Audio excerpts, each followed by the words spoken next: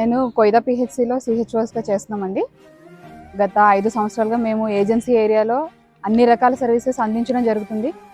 ఇంకా ఏజెన్సీలో మాకు నిర్దేశించిన ఆదేశాల మేరకు చేయడమే కాకుండా అప్పుడప్పుడు మాకు వచ్చిన వరద డ్యూటీలు కానీ, ఇంకా విపత్తు శాఖ పరంగా వచ్చిన డ్యూటీలు కానీ ఏవైనా మేము చేయడం జరుగుతుంది. గవర్నమెంట్ నుంచి ప్రతి ఆదేశం మేము ఫాలో అవుతూనే ఉన్నాం. ఇంకా ప్రతి సంవత్సరం దేనికి తగ్గ దానికి ఇంకా మార్పులు చేర్పులు జరిగినా దాన్ని బట్టి మేము ఫ్లోలో అన్నీ చేస్తూనే ఉన్నాం. ఎక్కడ మా వంతు మేము ఎక్కడ నిర్లక్ష్యం అనేది చూపించకుండా ప్రతిదీ 100% మా వంతు సహకారం మేము అందించాలి అని చెప్పేసి ఏ గవర్నమెంట్ వచ్చినా మా వైపు నుంచి అన్ని సహాయ సహకారాలు అందిస్తూ మా వర్కులు అన్ని టైంకి నిర్వర్తిస్తూ మా ఫ్యామిలీస్కి ఒక 100 నుంచి 200 కిలోమీటర్ల దూరంగా ఉంటూ ఏజెన్సీ ఏరియాలో అయినా కూడా ఆడవాళ్ళమని అయినా కూడా మాకు ఇండ్ల దగ్గరికి లేకుండా అయినా వేరే జిల్లాల్లో అయినా ట్రాన్స్ఫర్స్ అయ్యి కూడా మేము అక్కడ నివసించడం జరుగుతుంది. కానీ మాకు పక్కాగా ఒక క్వార్టర్స్ అనేవి కానీ అలాంటి మాకు హెచ్డబ్ల్యూసీ కానీ కొన్ని కన్స్ట్రక్షన్ అవ్వనివి కూడా ఉన్నాయి. అలాంటి టైంలో కూడా మేము అద్దెలకు తీసుకొని బకాయిలు చెల్లించుకుంటూ ప్రతి నెల కరెంటు బిల్లు కట్టుకుంటూ మాకు సరైన సౌకర్యాలు లేకపోయినా మాకు ఇచ్చిన ఏవైతే జాబ్ చార్ట్ ఉందో ముందు నుంచి మేము ఫాలో అవుతూ అన్ని 100% మా వంతు మేము ఇస్తున్నామండి. కానీ ఇప్పటికీ మేము న్యాయపరంగా అడిగే మాకు రావాల్సిన ఏవైతే ఉన్నాయో జీతాలు కానీ, బెనిఫిట్స్ కానీ, ఇన్సెంటివ్స్ కానీ మాకు నేషనల్ హెల్త్ మిషన్లో 189 క్యాడర్స్లో 188 క్యాడర్స్కి మాత్రమే మొత్తం అంతా ఇంక్రిమెంట్ ఇవ్వడం జరిగింది. కానీ మాకు అనేది ఇవ్వడం జరగలేదు. మాకు ఎందుకని హైక్ ఇవ్వట్లేదో అర్థం కావట్లేదు. ఇది చాలా మటుకి అధికారులు అందరి దగ్గరికి తీసుకువెళ్ళడం జరిగింది. కానీ ఏ ఒక్కరి దగ్గర మాకైతే జవాబు లేదు. రీసెంట్గా 1 సంవత్సరం నుంచి ఈపీఎఫ్ కూడా కట్ చేసేశారు. అది లేకుండా మీకు ఇంకా చెల్లించేస్తామని మాకు మనీ ఇవ్వడం అనేది జరుగుతుంది. కానీ అది ఎందుకు కట్ చేయట్లేదు, ఎందుకు తీసేశారో కూడా దానికి కూడా వివరణ అనేది ఏ ఒక్క అధికారి కూడా మాకు ఇన్ఫామ్ చేయలేదండి. మేము అడిగేది ఒకటే, న్యాయపరంగా మాకు రావాల్సిన జీతాలు కానీ, మాకు పెండింగ్ ఉన్న ఇన్సెంటివ్స్ కానీ మాకు చెల్లించి నేషనల్ హెల్త్ మిషన్లో ఏవైతే వాగ్దానం చేసి మేము జాయిన్ అయినప్పుడు మాకు ఎట్లాగైతే చెప్పారో 6 సంవత్సరాలు పూర్తయిన తర్వాత మీకు రెగ్యులరైజేషన్ అవుతుందని ఎలాగైతే ఆదేశాలు జారీ చేశారో దాన్ని బట్టి మేము జాయిన్ అవ్వడం జరిగింది. ఇప్పుడు 6 సంవత్సరాలు అయిన తర్వాతే మేము న్యాయపూర్వకంగా న్యాయబద్ధంగా అడుగుతున్నాం. ఇది జస్ట్ మా ఆవేదన మట్టుకే సార్. మేము ఎవరిని ఉద్దేశించి కానీ ఎవరిని వ్యతిరేకించి కానీ మేము అడగట్లేదు. మాకు రావాల్సిన మాకు న్యాయపరమైన జరగాల్సిన దాన్ని మేము అడుగుతున్నాము. మాకు ఇంకా 1 ఇయర్ నుంచి రావాల్సిన ఇన్సెంటివ్స్ అవన్నీ అద్దెలు కానీ బకాయిలు వెంటనే చెల్లించాలని న్యాయపూర్వకంగానే కోరుకుంటాం. ఎందుకంటే ఏ నెలను ఎవరు ఆగట్లేదు. ఒక రెంటల్ కానీ ఒక ఈఎంఐలు కానీ ఏవి ఆగవు. ప్రతి ఇంట్లో కూడా చిన్న చిన్న పిల్లలు ఉన్న వాళ్ళు ఉన్నారు, అలాగే వృద్ధులు హెల్త్ ఇష్యూస్ ఉన్న వాళ్ళు ఉన్నారు.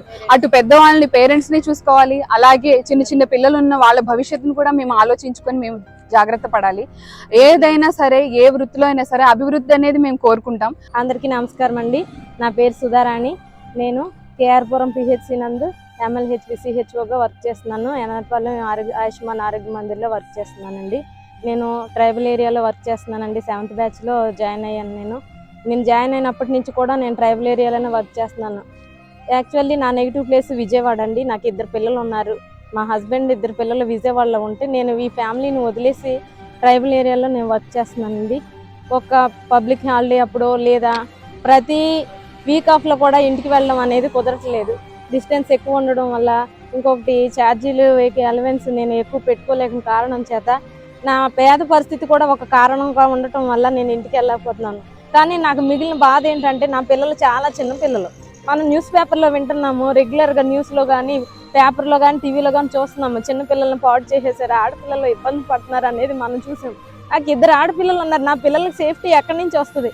నేను 2 పిల్లల్ని ఇంట్లో వదిలేసి వచ్చిన తర్వాత నా పిల్లలు ట్యూషన్కి వెళ్ళినప్పుడు వచ్చేటప్పుడు కానీ ఇంట్లో ఒక్కలే ఉంటారు.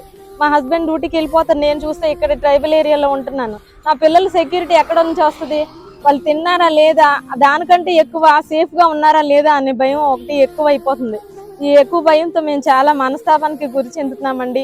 మా బాధలు అర్థం చేసుకోవాలని, ఇంకోటి ఇది ఏదైతే హెడ్ క్వార్టర్లో స్టే చేయాలనేది ఉందో దాని గురించి మాలాంటి ఆడవాళ్ళ గురించి పెద్దవారైన మీరు ఆలోచించాలని నేను మనవి చేసుకుంటున్నానండి. ఇంకొకటి పెండింగ్ ఉన్న ఇన్సెంటివ్లు మాకు చెల్లించాలని మేము రోడ్డుకి మరీ అర్జించి అడుక్కోవాల్సిన పరిస్థితి వచ్చిందంటే మా ఆర్థిక పరిస్థితి ఏ విధంగా మేము దిగజారిపోయి ఉన్నామో మీరు అర్థం చేసుకుంటారని పెద్ద మనసు చేసుకుని మాకు చెల్లించవలసినవి అన్ని వెంటనే చెల్లిస్తారని మేము మా ఆలాపను మీ ముందు విన్నవించుకుంటున్నామండి. మాకు సహాయం చేయండి. మా ఫ్యామిలీస్ రోడ్డును పడిపోతున్నాయి. మా పిల్లలు ఫీజులు కట్టుకోలేకపోతున్నాము. మేము పెట్రోల్ ఛార్జీలు కానివ్వండి, రెంట్ చెల్లించుకోవడం, ఎలక్ట్రిసిటీ బిల్లు కట్టుకోవడం. ఇప్పుడు హెడ్ క్వార్టర్లో ఉండడం వల్ల నేను సపరేట్గా ఉండే ఇంటికి రెంట్ కట్టాలి, నా ఫ్యామిలీ ఉండే చోట రెంట్ కట్టాలి. నా పేరెంట్స్ కానీ నా ఫ్యామిలీకి కానీ సేఫ్టీ కావాలంటే ఏదైనా ఫైనాన్షియల్ సపోర్ట్ లేకుండా ఏది ముందు జరగదు. మేము జాయిన్ అయినప్పుడు ఉన్న రేట్లు, పెట్రోల్ కానీ, ఛార్జీలు కానీ, నిత్యావసర సరుకులు కానీ అప్పుడున్న రేటు ఇప్పుడు లేదు. కానీ మాకు అప్పుడున్న జీతమే ఇప్పుడు కూడా ఉండటం వల్ల మేము ఎదుగు పొదుగు లేకుండా ఎప్పుడు చూసినా అప్పుల కోసం అటు ఇటు అర్జించుకొని అందరిలో చాలా చిన్నతనంగా బాధపడుతున్నాము. మా నిత్యావసర అవసరాలు తీర్చాలని మేము కోరుకుంటున్నామండి. ఇంకోటి NHM గైడ్ లైన్స్ ప్రకారం అందులో వర్క్ చేసే ఎంప్లాయీస్కి ఏ విధంగా అయితే 23% హైక్ ఇచ్చారో అది మాకు కూడా వర్తించేలా చేయాలని, మాకు ఎప్పటికైనా ఇంప్లిమెంట్ చేయాలని మా మనవి ఆలకించి రోడ్డెక్కిన ఈ ఆడపిల్లల పరిస్థితిని మీరు అర్థం చేసుకుని మాకు ఈ ఇంక్రిమెంట్ అనేది ఇస్తారని మేము మనవి చేస్తున్నామండి. తప్పకుండా ఇస్తారని మేము నమ్ముచున్నామండి. FRSను కూడా మాకు మినహాయింపు చేయాలని మేము కోరుకుంటున్నాము. విలేజ్ లెవెల్లో, సచివాలయం లెవెల్ అంటే చాలా విలేజ్లు ఉంటాయి. ఒక విలేజ్ నుంచి ఇంకో విలేజ్కి వెళ్ళినప్పుడు FRS కోసం సపరేట్గా అక్కడి నుంచి ఇక్కడికి వచ్చి లొకేషన్లోకి FRS వేయాలంటే దానికి చాలా ట్రావెలింగ్ చేయాల్సి వస్తుంది.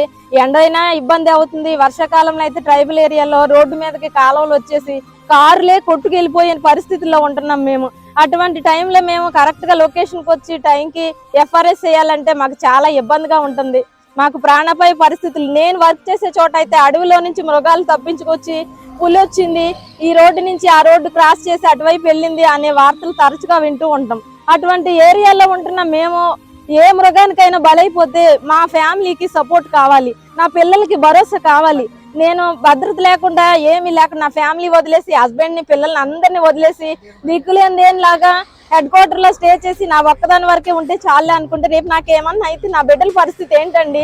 ఈ జీతం ఇస్తున్నాననే కదా, ఈ ఫ్యామిలీ రన్నింగ్ కోసం నేను సపోర్ట్ ఇస్తున్నాననే కదా నా ఫ్యామిలీ నన్ను ఫ్యామిలీ నుంచి దూరంగా వెళ్ళి జాబ్ చేయడానికి వాళ్ళు పర్మిషన్ ఇచ్చేది.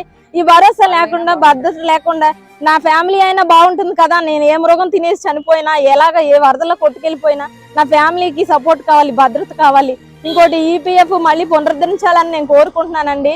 అంతకుముందు EPF మాకు కట్ చేసినప్పుడు, రెగ్యులర్గా ఉన్నప్పుడు ఈ PF ప్రతి మంత్ కట్ అయినప్పుడు అత్యవసర పరిస్థితి వచ్చినా, హెల్త్ ప్రాబ్లం వచ్చినా, మేము ఎక్కువ రోజులు డ్యూటీ పని చేయకుండా ఏమన్నా హెల్త్ ప్రాబ్లంతో రెస్ట్లో ఉండాల్సినప్పుడు ఆ అమౌంట్ డ్రా చేసుకుని ఫ్యామిలీలో అవసరాలు యూజ్ చేసుకోవడం అనేది జరిగేది. ఇప్పుడు అటువంటి సదుపాయం కూడా తీసేయడం వల్ల మేము ఎక్కడికి వెళ్ళి అర్జించాలి?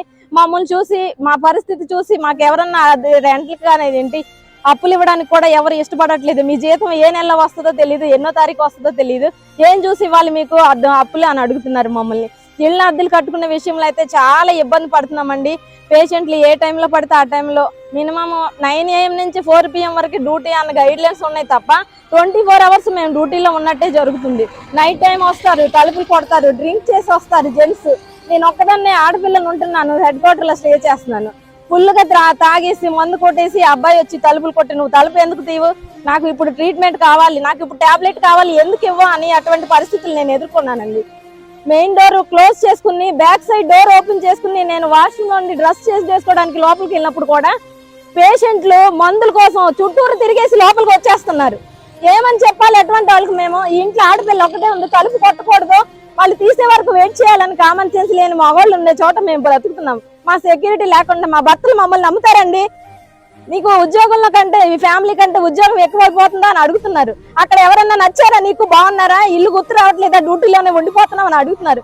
మా ఫ్యామిలీలో గొడవలు అయిపోతున్నాయి, ఏం చేయాలి, మా కాపురాలు ఏం పెట్టుకోవాలి మేము చెప్పండి. మాకు మేము అడిగినవన్నీ మా కడుపు మంటతో బాధపడి మిమ్మల్ని అర్జిస్తున్నామండి. మిమ్మల్ని నిందించాలని కాదు, తప్పు పట్టాలని కాదు, ఏమి చేయాలని కాదు, మా బాధ గోడు వెళ్ళబుచ్చుకుంటున్నాం. మాకు సహాయం చేసే వాళ్ళు మీరే, మీరు తప్ప మాకు ఎవరు హెల్ప్ చేయరు. కాబట్టి మీ గురించి, మీ దగ్గర న్యాయం పొందడానికి మేము రోడ్డు ఎక్కాల్సిన పరిస్థితి వచ్చింది.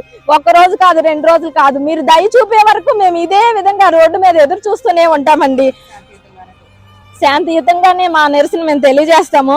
ఇంకొకటి ఏంటంటే, మేము జాయిన్ అయినప్పుడు ఫస్ట్ బ్యాచ్ లో ఇచ్చినటువంటి గైడ్ లైన్స్ ప్రకారం 6 సంవత్సరాలు సంపూర్ణంగా కంప్లీట్ చేసుకున్న CHOలకి రెగ్యులర్ చేస్తామని చెప్పి అందులో నోట్ చేసి ఇవ్వడం జరిగింది.